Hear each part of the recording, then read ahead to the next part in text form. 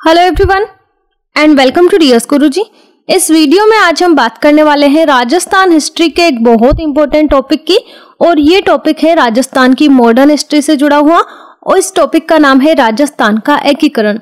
वर्तमान में राजस्थान में 33 डिस्ट्रिक्ट्स हैं, और ये जो राजस्थान का मैप वर्तमान में अस्तित्व में है, ये किस तरह से अस्तित्व में आया, किस तरह से राजस्थान का एकीकरण हुआ, और किस तरह से अलग अलग जिले, अलग अलग रियासतें राजस्थान के साथ आई और इसका नाम पड़ा राजस्थान। राजस्थान के एकीकरण की पूरी प्रक्रिया को जानेंगे। जैसे कि बहुत से डिस्ट्रिक्ट है, जैसे बूंदी, झालावाड़, कोटा, आप इन्हीं को ले सकते हो। ये राजस्थान के अलग अलग चरण में राजस्थान से जुड़े हैं। इसके साथ ही कुछ और जिले हैं, जोधपुर, अजमेर, ये अलग चरण में राजस्थान के साथ जुड़े हैं।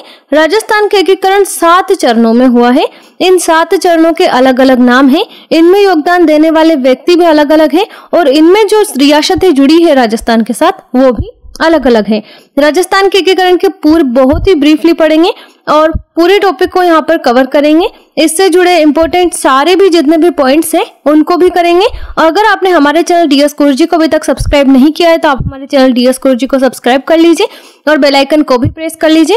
और अगर आपको इसका पीडीएफ चाहिए तो पीडीएफ के लिए आप हमारी वेबसाइट विजिट कीजिए। हमारी वेबसाइट है www.dsgurji.com, जिसका लिंक आपको डिस्क्रिप्शन में दिया हुआ है। इसके साथ ही आप हमारा टेलीग्राम चैनल भी ज्वाइन कर सकते हो। तो शुरुआत करते हैं राजस्थान के एकीकरण की। एकीकरण की जब बात आती है तो एकीकरण की स्टार्टिंग राजस्थान की हुई थी इंडिया की फ्रीडम के बाद, यानी कि जब अपने देश को स्वतंत्रता मिली थी 15 अगस्त 1947 को, उसके बाद राजस्थान का एकीकरण शुरू हुआ था। राजस्थान के एकीकरण के समय राजस्थान में 19 रियासतें थी और 3 ठिकाने थे। ये आपको ध्यान रखना है। ठिकानों के नाम है कुशलगढ़, लावा और नीमराना। ये 3 ठिकाने राजस्थान में थे। तो जानते हैं राजस्थान के एकीकरण के बारे में। राजस्थान का एकीकरण के समय राजस्थान में 3 ठिकाने और 19 रियासतें थी।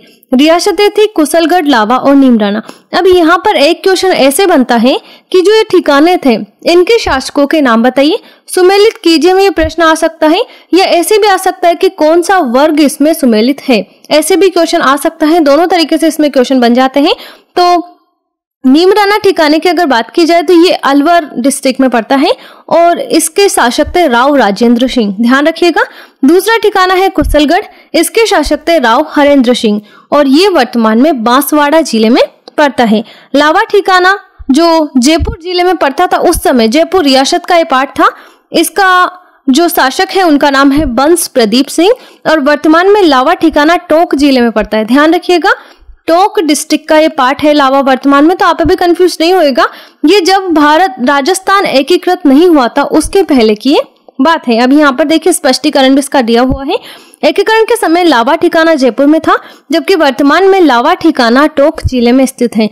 राजस्थान में क्षेत्रफल की दृष्टि से सबसे बड़ा ठिकाने की अगर बात की जाए तो वो है कुशलगढ़, जहाँ के शासक का नाम था राव हरेंद्र सिंह, और सबसे छोटा ठिकाना लावा है, जहाँ के शासक का नाम था बंश प्रदीप सिंह, और जो मिड का ठिकाना था, मध्य का, तीनों ठिकानों में, वो था नीमराना, और वहाँ के शासक थे राव राजेंद्र सिंह। तो इन तीनों के नाम आपको ध्यान रखने हैं।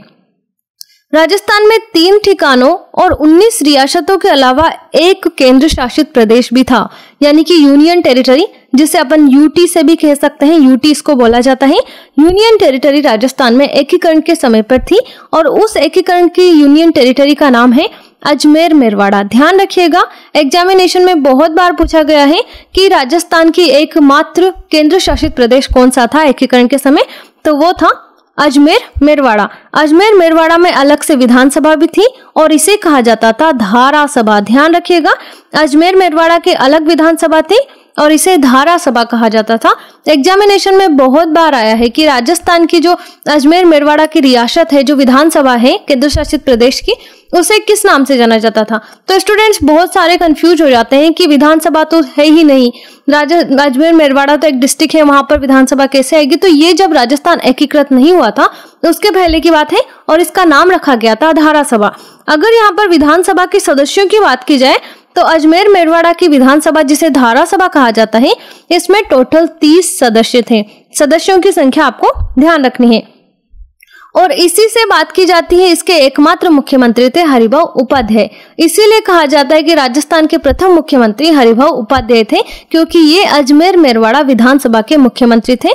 तो ये आपको ध्यान रखना है। अजमेर मेरवाड़ा सी ग्रेड राज्य की श्रेणी में रखा गया था। इसे सी ग्रेड श्रेणी का राज्य बनाया गया था। इस श्रेणी में रखा गया था। 3 श्रेणियों में डिवाइड किया जाता था, ए, बी और सी, लेकिन बाद में इन श्रेणियों को हटा दिया गया था और जो राज प्रमुख का पद था उसे भी हटा दिया गया था और उसकी जगह एक नया पद लाया गया था जिसे कहा गया राज्यपाल। तो ये बातें आपको यहाँ से ध्यान रखनी है।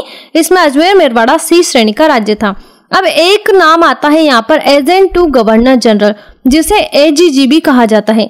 एजेंट टू गवर्नर जनरल होता था और इसको स्टार्ट किया गया था विलियम बेंटिक के द्वारा, यानी कि इसके संस्थापक विलियम बेंटिक माने जाते हैं।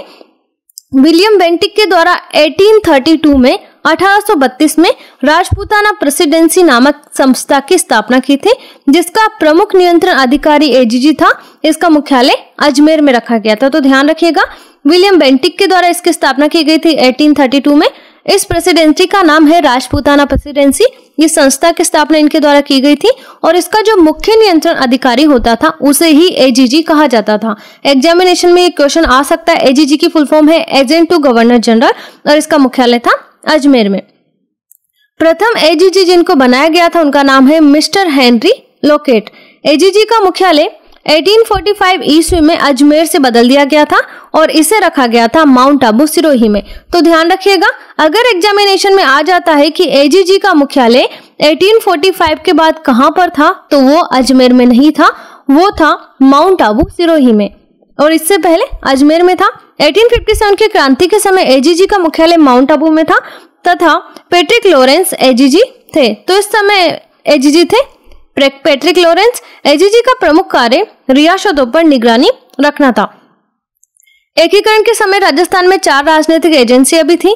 पहली राजनीतिक एजेंसी थी राजस्थान राजपूताना स्टेट एजेंसी कोटा, पश्चिमी राजपूताना स्टेट एजेंसी जोधपुर, दक्षिण मेवाड़ राजपूताना स्टेट एजेंसी उदयपुर और जयपुर राजपूताना स्टेट एजेंसी जयपुर। ये 4 राजनीतिक एजेंसियां थी और इनसे क्वेश्चन इस तरह से बनता है कि इनमें से कौन सी राजस्थान के एकीकरण के समय राजस्थान की राजनीतिक एजेंसी नहीं थी। या तो ऐसे पूछ लिया जाता है या ऐसे पूछ लिया जाता है इनमें से कौन सी राजस्थान की एकीकरण के समय राजनीतिक एजेंसी थी। दोनों तरह से क्वेश्चन बन जाता है। अगर इनमें से कौन नहीं है तो एक अलग नाम दे देंगे, 3 के नाम सेम रहेंगे, और अगर इनमें से कौन है तो एक ही नाम सेम होगा, बाकी नाम अलग होंगे। तो ये बातें आपको ध्यान रखनी है। इसके बाद है राजस्थान का एकीकरण पूरा हुआ था 7 चरणों में। सारे ही 7 चरणों के अलग अलग नाम हैं और इनसे बहुत से क्वेश्चंस बनने की संभावना है। तो इन्हीं क्वेश्चंस को भी कवर करेंगे टॉपिक वाइज। सबसे पहला आता है मत्स्य संघ। ध्यान रखिएगा, मत्स्य संघ इसे कहा जाता है। इसका जो टाइमिंग रहा है वो रहा है 18 मार्च 1948 का, यानी कि भारत की आजादी के बाद आ गया 1948, तो 18 मार्च 1948 को इसकी शुरुआत हुई। मत्स्य संघ में क्या था? मत्स्य संघ में अलवर, भरतपुर, धौलपुर और करौली ये तो रियासतें थी, 4 रियासतें, और नीमराणा ये एक ठिकाना था। तो इसकी काउंटिंग हो जाती है 4+1 मत्स्य संघ में। इसकी सिफारिश जिस व्यक्ति ने की थी उनका नाम है के.एम. मुंशी और इसका नाम इन्हीं की सिफारिश पर मत्स्य संघ रखा गया था। राजधानी इसकी अलवर बनाई गई थी और इसके जो राज प्रमुख थे वो थे उदयभान सिंह, धौलपुर से बिलोंग करते थे। उपराज प्रमुख थे गणेश पाल देव जो करौली से बिलोंग करते थे। प्रधानमंत्री शोभाराम कुमावत थे जो अलवर से बिलोंग करते थे और उप प्रधानमंत्री थे युगल किशोर चतुर्वेदी वो गोपी लाल यादव। 2 उप प्रधानमंत्री इसमें रखे गए थे। एकमात्र चरण है ये जिसमें 2 उप प्रधानमंत्री है। ध्यान रखिएगा, दोनों का नाम है युगल किशोर चतुर्वेदी और गोपी लाल यादव। दोनों ही ध्यान रखने हैं, एग्जामिनेशन में इस तरह से क्वेश्चन जरूर बनता है। अब यहाँ पर अगर युगल किशोर चतुर्वेदी की बात की जाए तो इनका मत्स्य संघ बनाने में सबसे ज्यादा इंपॉर्टेंट रोल रहा है। उदय किशोर चतुर्वेदी को दूसरा जवाहरलाल नेहरू के उपनाम से भी जाना जाता है। इन्हें कहा जाता है दूसरा जवाहरलाल नेहरू। अब इसका उद्घाटन किसने किया? तो इसका उद्घाटन किया गया था एन.वी. गाडगिल के द्वारा। इनका पूरा नाम है नरहरि विष्णु गाडगिल। अब मत्स्य संघ का उद्घाटन हुआ था 17 मार्च 1948 को। हुआ नहीं था, होने वाला था, लेकिन क्या हुआ, जो भरतपुर के शासक थे उनके छोटे भाई जाट नेता है और जाट नेता थे, इनका नाम है देशराज। इन्होंने क्या किया, इन्होंने ये जो मत्स्य संघ है इसे बताया जाट विरोधी बताया और जाटों से संघ का निर्माण रोकने के लिए आह्वान किया। इसके फलस्वरूप जाटों के एक प्रतिनिधि को इस संघ में शामिल किया गया।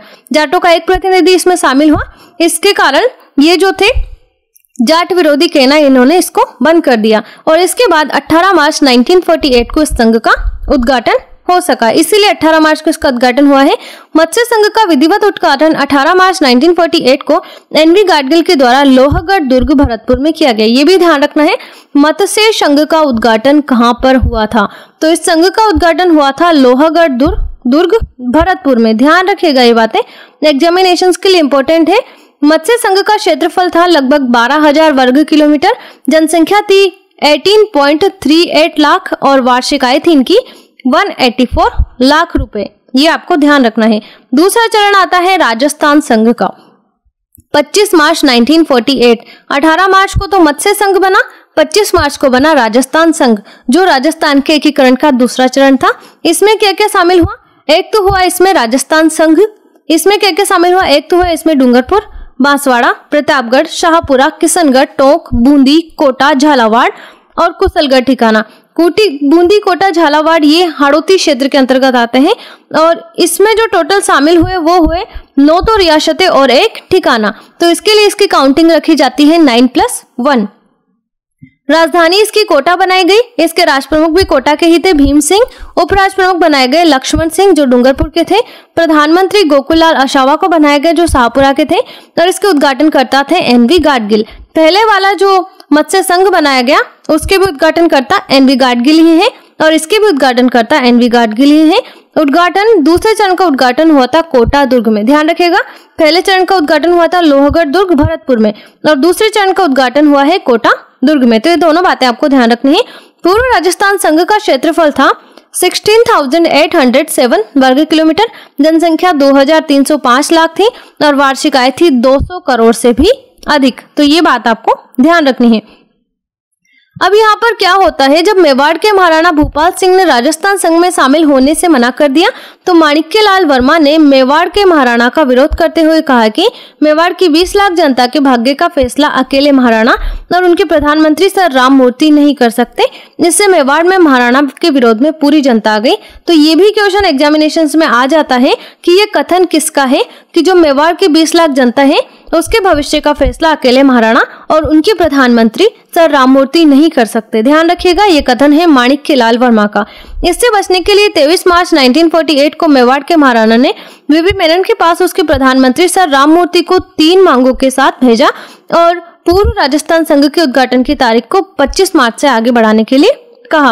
अब क्या होता है, इन्होंने 3 शर्तें रखी और ये भी कहा कि जो इसका उद्घाटन 25 मार्च को किया जाना है ये आप 25 मार्च को मत कीजिए। तो इनकी 3 शर्तें कौन कौन सी थी ये भी आपको ध्यान रखना है। शर्त पहली है कि जो मेवाड़ के महाराणा है उनको संयुक्त राजस्थान संघ का वंशानुगत राष्ट्र प्रमुख बनाया जाए, यानी कि जो मेवाड़ का महाराणा होगा वही संयुक्त राजस्थान का वंशानुगत राष्ट्र प्रमुख बनेगा। पहली शर्त तो ये। दूसरी इनकी शर्त थी कि उदयपुर को संयुक्त राजस्थान संघ की राजधानी बनाई जाए और तीसरी इनकी शर्त थी कि मेवाड़ के महाराणा को 20 लाख रुपया वार्षिक प्रीवी पर्स दिया जाए। ये इनकी 3 शर्तें थी। तो इसमें क्या हुआ, भोपाल सिंह एकीकरण के समय एकमात्र अपाहिज व्यक्ति था। राजस्थान संघ के एकीकरण के समय भोपाल सिंह थे जो एकमात्र अपाहिज व्यक्ति थे। तीसरा चरण आता है 18 अप्रैल 1948 में। इसे कहा जाता है संयुक्त राजस्थान। अब ये संयुक्त राजस्थान कैसे हुआ, तो इसमें एक तो शामिल हो गया राजस्थान संघ और एक हो गई इसमें उदयपुर रियासत। तो राजस्थान संघ में टोटल 10 थे और एक जुड़ गई उदयपुर रियासत। तो ये हो जाते हैं टोटल 10+1 इसकी काउंटिंग हो जाती है, यानी कि इसमें एक एक्स्ट्रा और जुड़ गया, इसलिए इसे कहा गया संयुक्त राजस्थान। इसकी राजधानी उदयपुर बनाई गई। राष्ट्र प्रमुख बनाए गए भूपाल सिंह जो मेवाड़ के थे। उपराष्ट्र प्रमुख बनाए गए भीम सिंह जो कोटा से बिलोंग करते थे। प्रधानमंत्री माणिक्यलाल वर्मा, जिनका वो कथन आपको ध्यान रखना है, मेवाड़ के थे। सिफारिश इसकी की गई थी पंडित जवाहरलाल नेहरू की सिफारिश पर माणिक्यलाल वर्मा को संयुक्त राजस्थान का प्रधानमंत्री बनाया गया। तो ये सिफारिश की गई थी पंडित जवाहरलाल नेहरू के द्वारा, जिसके बाद माणिक्यलाल वर्मा को इसका प्रधानमंत्री बनाया गया। उद्घाटनकर्ता इसके पंडित जवाहरलाल नेहरू ही थे और तीसरे चरण का उद्घाटन भी कोटा दुर्ग में ही हुआ था। ध्यान रखिएगा, दूसरा चरण और तीसरा चरण दोनों का उद्घाटन कोटा में हुआ है। पहले का लोहगढ़ दुर्ग भरतपुर में हुआ है। संयुक्त राजस्थान संघ का क्षेत्रफल था 29,777 वर्ग मील, जनसंख्या थी 42,60,918 तथा वार्षिक आय थी 3,016 करोड़ रुपए। ये आपको ध्यान रखना है। भारतीय महाद्वीप में मेवाड़ का स्थान कहाँ होगा, इसका निर्णय तो मेरे पूर्वज शताब्दियों पूर्व कर चुके हैं। यदि वे देश के प्रति गद्दारी करते तो मुझे आज भी हैदराबाद जैसी बड़ी रियासत विरासत में मिलती, पर न तो मेरे पूर्वजों ने ऐसा किया और न मैं ऐसा करूंगा। ऐसा कहा है मेवाड़ के महाराणा भूपाल सिंह, जोधपुर के राव राजा हनुत सिंह के पाकिस्तान में विलय के प्रस्ताव के संबंध में ऐसा कहा गया है। इसके बाद आता है संयुक्त राजस्थान हो गया। इसके बाद आता है चौथा चरण, जिसकी शुरुआत होती है 30 मार्च 1949 को। 3 चरण 1948 में खत्म हो गए, ध्यान रखिएगा, लेकिन जो चौथा चरण है वो शुरू होता है 1949 में। ये टाइमिंग आपको ध्यान रखनी है, इससे आपको बहुत जल्दी याद हो जाएगा। 30 मार्च 1949, इसे वृहद राजस्थान कहा जाता है। एक तो इसमें शामिल हो गया संयुक्त राजस्थान, एक इसमें शामिल हो गए जयपुर, जोधपुर, जैसलमेर और बीकानेर और लावा ठिकाना। तो ये टोटल हो जाते हैं काउंटिंग में 14+2, ये आपको ध्यान रखना है। राजधानी इसकी जयपुर बनाई गई। सिफारिश इसकी की गई थी श्री पी सत्यनारायण राव समिति की सिफारिश पर जयपुर को राजधानी बनाया गया। ध्यान रखिएगा, राजस्थान के एकीकरण की प्रक्रिया के दौरान राज्य की राजधानी के मुद्दे को सुलझाने के लिए BR पटेल की अध्यक्षता में एक समिति का गठन भी किया गया था। तो ये भी ध्यान रखना है, इसके अध्यक्ष बनाए गए थे BR पटेल। महाराज प्रमुख इसके थे भोपाल सिंह जो मेवाड़ के थे, राज प्रमुख इसके मान सिंह द्वितीय थे जो जयपुर के थे, उपराज प्रमुख भीम सिंह कोटा जो कोटा के थे और प्रधानमंत्री इसके बनाए गए थे हीरालाल शास्त्री जो जयपुर से बिलोंग करते थे। उद्घाटनकर्ता इसके सरदार वल्लभ भाई पटेल थे और न्याय का विभाग भी इसमें बनाया गया था। ध्यान रखिएगा, वृहद राजस्थान है इसका नाम, और इसके चौथे चरण में, राजस्थान के एकीकरण के चौथे चरण में न्याय का विभाग, शिक्षा का विभाग, वन विभाग, कृषि विभाग और खनिज विभाग बनाया गया था। ध्यान रखिएगा, एग्जामिनेशन में ऐसे क्वेश्चन आ सकता है कि राजस्थान के एकीकरण का वो कौन सा चरण था या उस चरण का क्या नाम था जिसमें न्याय का विभाग बनाया गया था या शिक्षा का विभाग बनाया गया था। तो वो चरण चौथा था, उस चरण का नाम था वृहद राजस्थान। ये आपको ध्यान रखने हैं। अब ये भी पूछा जा सकता है कि राजस्थान के एकीकरण के चौथे चरण में शिक्षा का विभाग कहाँ पर था। तो शिक्षा का विभाग बनाया गया था जयपुर, न्याय का विभाग बनाया गया था जोधपुर, वन विभाग कोटा में बनाया गया था, कृषि विभाग भरतपुर में और खनिज विभाग बनाया गया था उदयपुर में। इसके बाद आता है पांचवा चरण। पांचवें चरण को हम नाम देते हैं बृहत्तर राजस्थान। इसे बृहत्तर राजस्थान इसलिए बोला जाता है किसमें, क्योंकि इसमें एक तो बृहद राजस्थान जुड़ जाता है और साथ में मत्स्य संघ जो इसका पहला चरण था वो भी इसके साथ जुड़ जाता है। तो इसकी टोटल काउंटिंग बनती है 18+3 की।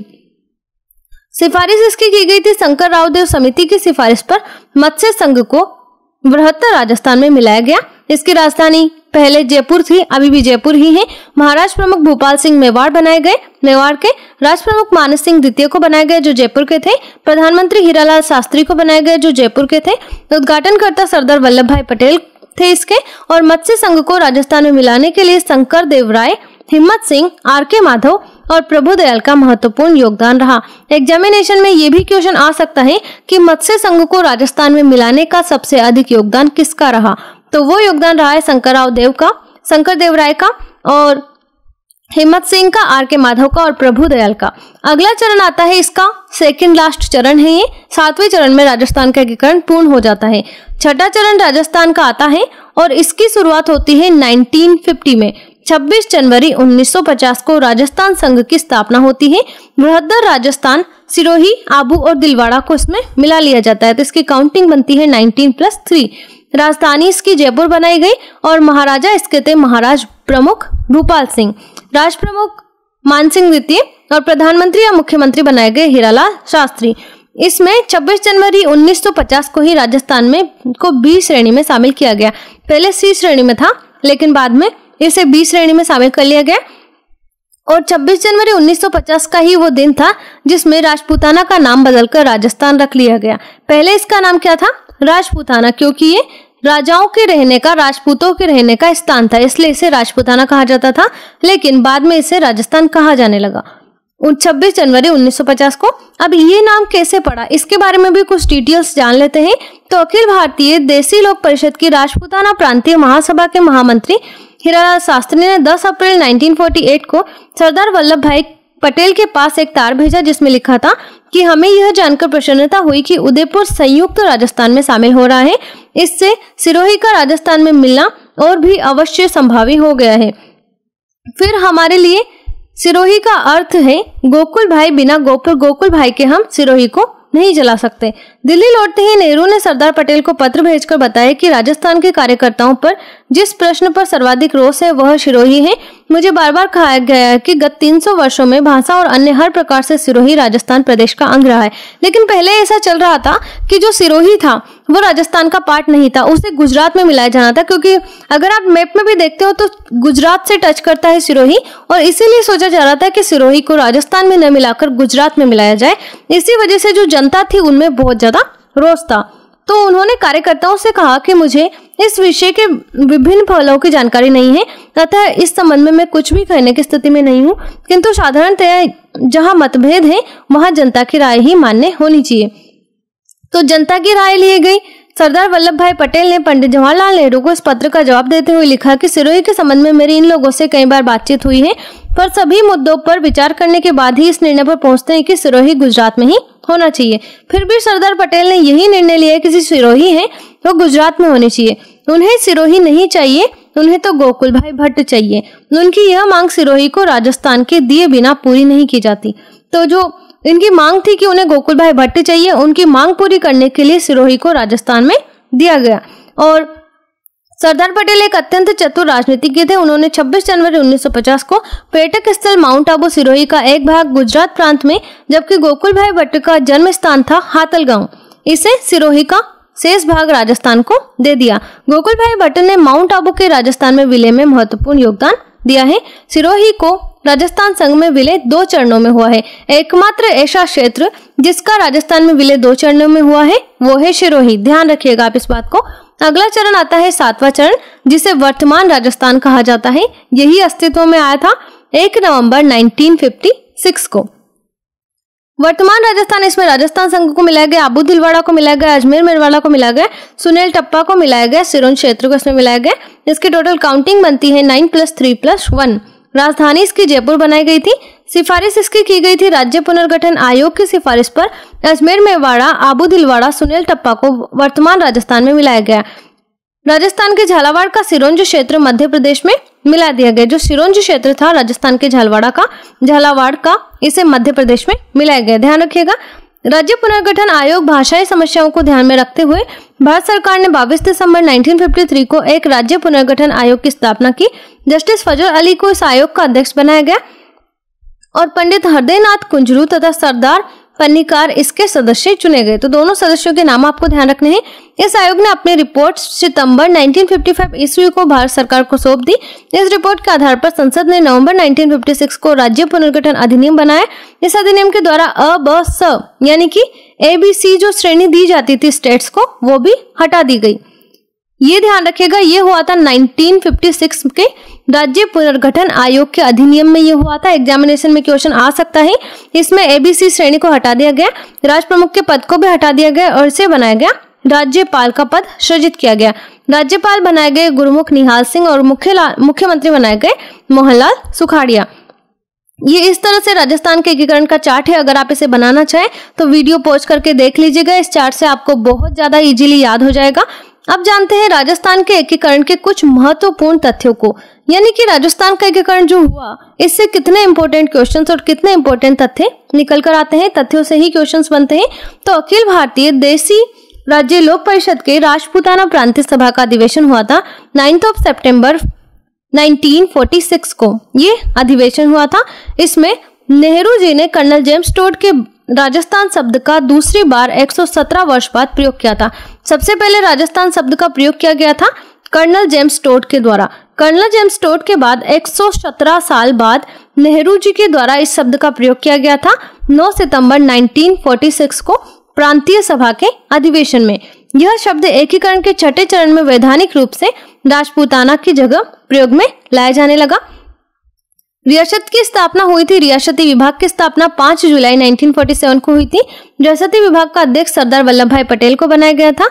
रियासती विभाग का सदस्य सचिव वीपी मेनन को बनाया गया और वीपी मेनन द्वारा लिखित पुस्तक the story of integration of Indian states है।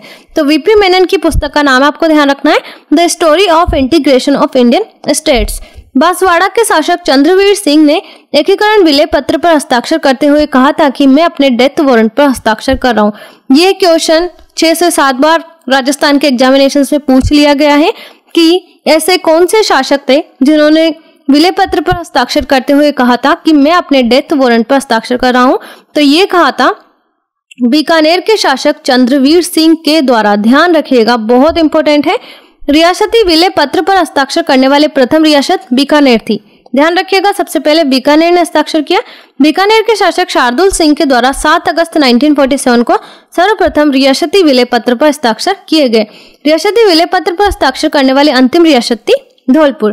धौलपुर के शासक उदयभान सिंह के द्वारा 14 अगस्त 1947 को रियासती विलय पत्र पर हस्ताक्षर किए गए।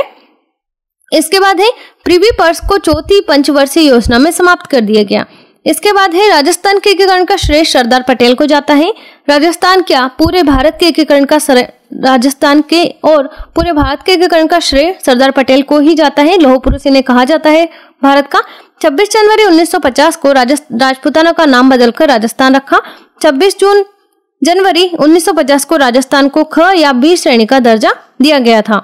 राजस्थान अपने वर्तमान स्वरूप में 1 नवंबर 1956 को आया था। 1 नवंबर को प्रत्येक वर्ष राजस्थान स्थापना दिवस मनाया जाता है, जबकि 30 मार्च को राजस्थान दिवस मनाया जाता है। दोनों में कंफ्यूज ना होइएगा, स्टूडेंट्स इनमें भी कंफ्यूज हो जाते हैं। 1 नवंबर को राजस्थान का स्थापना दिवस आता है, जबकि 30 मार्च को राजस्थान दिवस आता है। 1 नवंबर 1956 को राजस्थान में टोटल 26 जिले थे और वर्तमान में राजस्थान में 33 जिले हैं।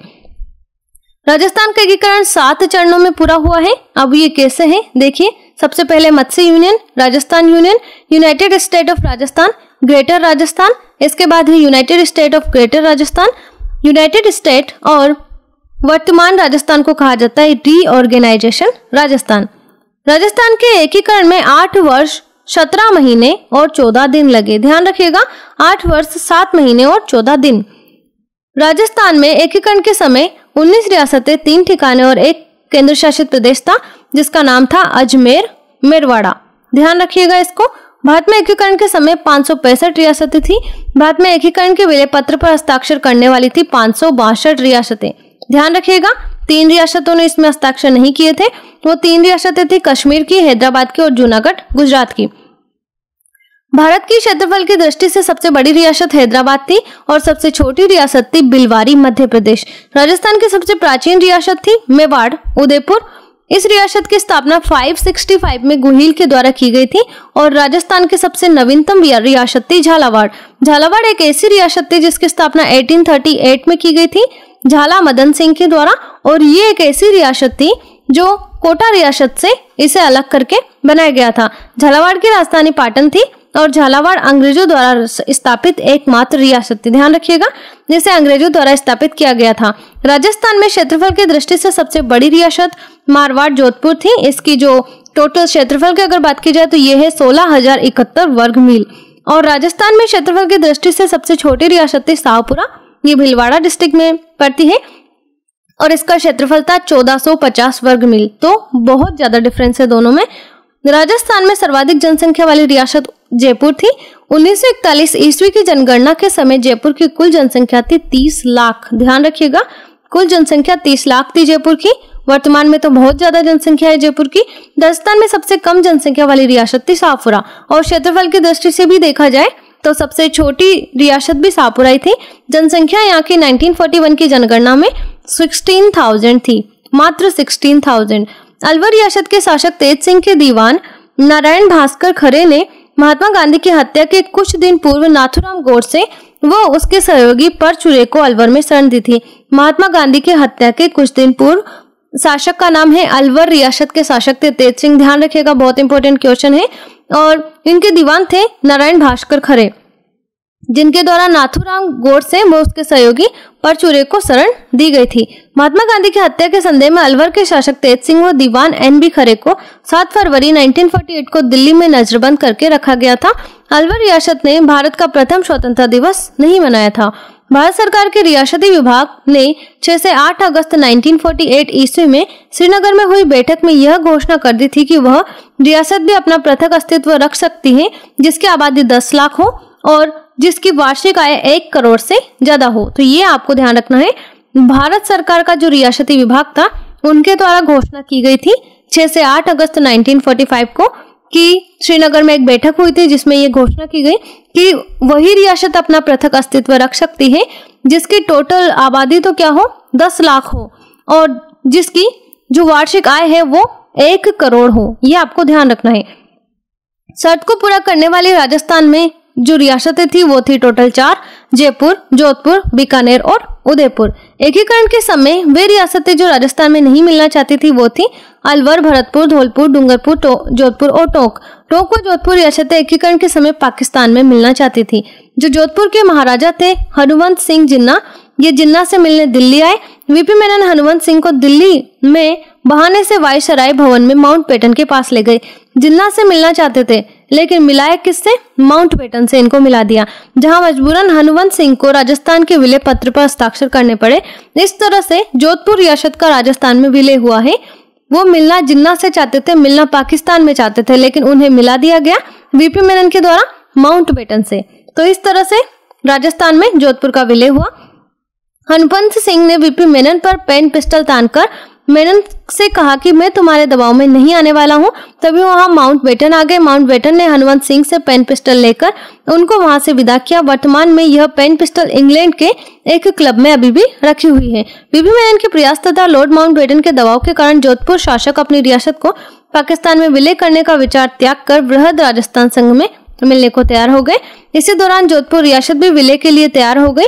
भरतपुर और धौलपुर रियासतें भाषाई समानता के आधार पर उत्तर प्रदेश में मिलना चाहती थी, लेकिन इन्हें मिलाया गया राजस्थान में। इसका भी रीजन है, रियासती विभाग ने भरतपुर और धौलपुर रियासत की जनता की राय जानने के लिए डॉक्टर शंकर राव देव समिति का गठन किया गया।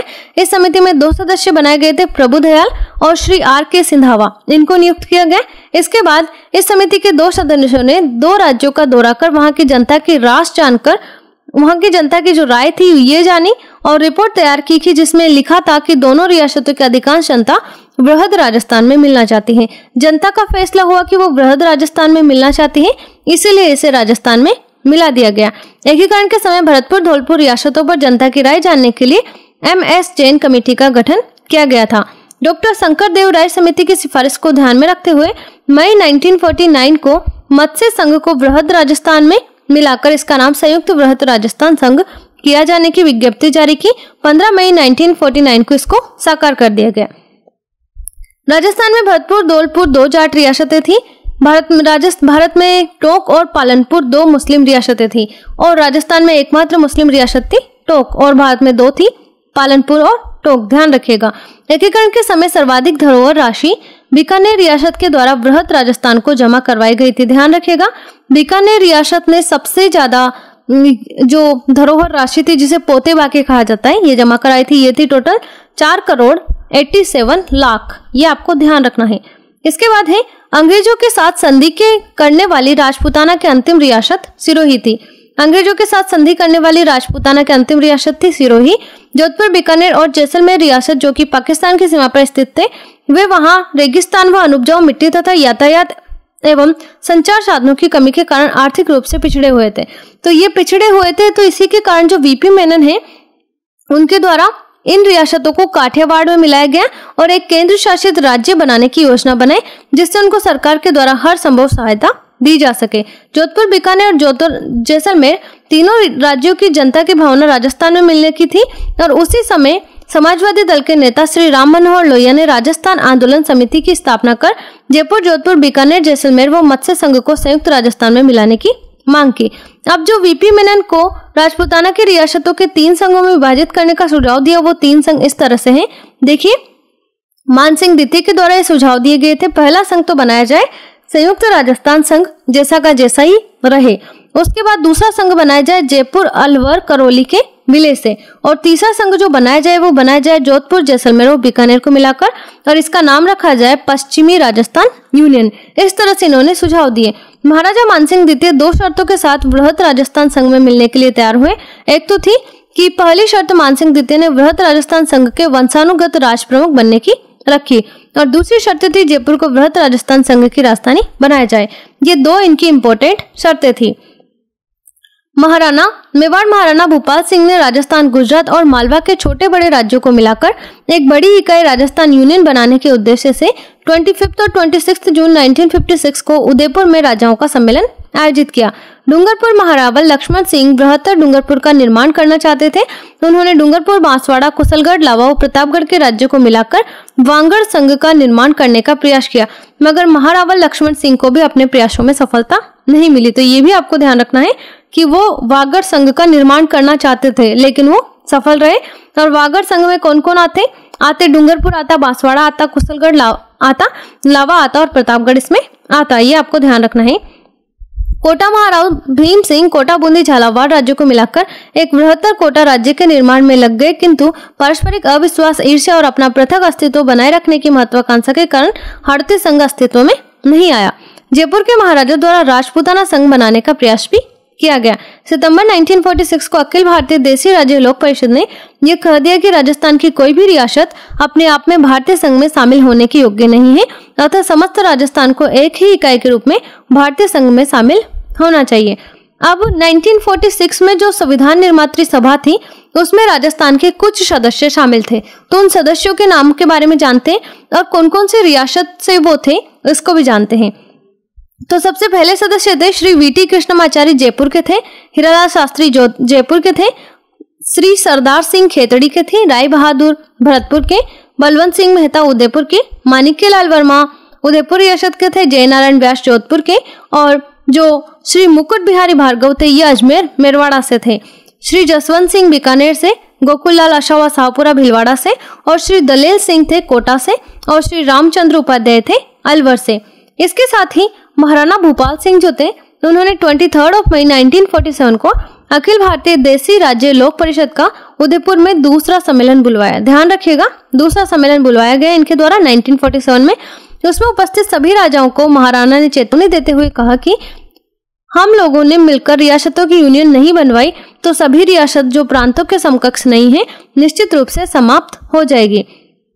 आजादी के समय जैसलमेर के शासक थे महारावल जवाहर सिंह, और इन्होंने जो शासन किया था वो किया था 1914 से 1949 तक। ये भी क्वेश्चन एग्जामिनेशन में पूछ लिया जाता है, तो आपको ध्यान रखना है। तो ये थी राजस्थान की मॉडर्न हिस्ट्री से जुड़ी, राजस्थान के एकीकरण से जुड़ी बहुत ही इंपॉर्टेंट जानकारी। अगर आपको वीडियो अच्छा लगा हो तो इसे लाइक कीजिएगा और इस वीडियो को शेयर कीजिएगा। Thank you so much. Thanks for watching.